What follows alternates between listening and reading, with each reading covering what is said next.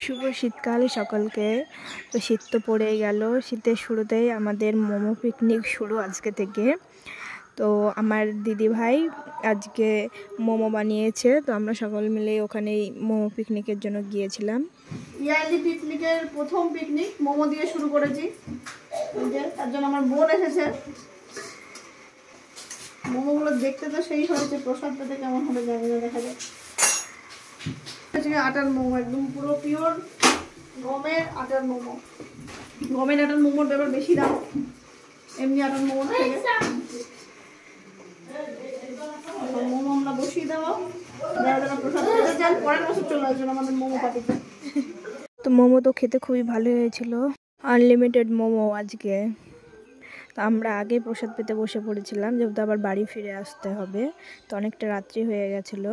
আমাদের ইন্দুলেখা দি, এই দিদিভাইকে তো সকলেই চেনো।